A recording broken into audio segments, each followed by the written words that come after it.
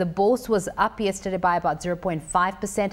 Has that positivity continued on the bourse today? Yes, it has, but at best it was a lot more contained.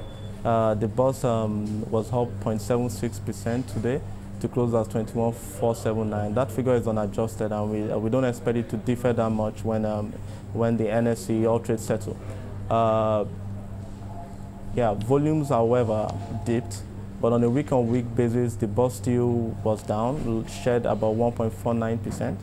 Volumes are, however, up week-on-week to end the day at 421 million units compared to the 313 million we saw last week Friday at an all-time recent low.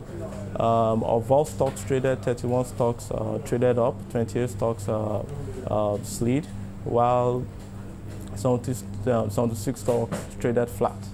Among the top gainers were PZ, Unity Bank, and Custodian and Allied Insurance. Among the top losers were Flour Mills, PHB, and Union Bank.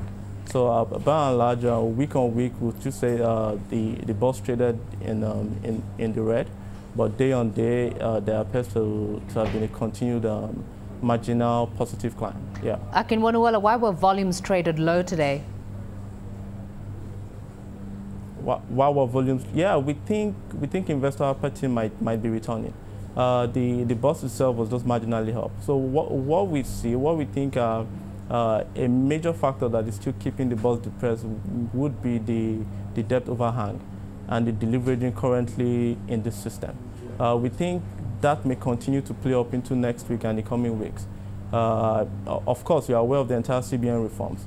Now, what you have is when CBN is chasing up about 1.6 trillion in loans, about half of that in margin, you would expect that for every appreciation in the bourse, you would see that you would see continued deleveraging. Now let's take a look at GlaxoSmithKline results. Turnover for this year increased compared to the same period last year. Take us through some of the reasons why. Products and expansion. I think lots of that credits for GSK's impressive result would have to go to the management. What we saw a 48% increase in bottom line versus a 23% increase in the revenue. Revenues was at 11.4 billion versus bottom line at 2.4 billion. The cash position also increased greatly, over 100% to about 2.4 billion. It's really on GSK, it's all positive. I think a big part of that would have to go to the management. They are focused on growing revenues while at the same time reining in cost.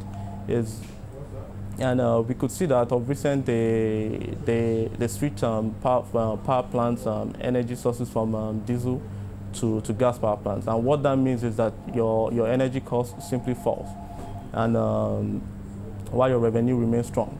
So we think a lot of the top line growth there, they are focused on continued operational efficiency, and we see the margins widening going forward. But why is the pharmaceutical companies or industry in Nigeria doing so well at the moment? Yeah, it's a question we have to ask ourselves, and I think that credit would have to go to the management. They have, as you're aware in Nigeria, they say when you're in the real sector, you have to bring along your infrastructure. The power situation remains there, but here is a company that has bucked that trend. So rather than relying on inefficient power, they switch to gas plants. So I think a lot of that credit would have to go to the management that have strived in a challenging environment. And let's take a look at what your recommendation would be. Despite the company's impressive growth, would you say your recommendation is to hold or to buy the stock? I would buy the stock, Fenly. Looking at a one year horizon, I would buy the stock. We anticipate that the PBT would close the year strongly up about 50%, we see. And just let's look at next week quickly, and what's your forecast for the market outlook for next week? We think the market might as well trade sideways for most of next week. What we see, while common sense would tell us that with the injection of liquidity into the system, you would expect a boost in equities. But as I said earlier, the debt overhang continues, and what you have is a very weak domestic demand for shares, along with excess supply just waiting you know, just waiting to be unloaded into the market. So we think for every gain in that market, there are people willing to sell off. And so we think it will trade sideways, and yeah.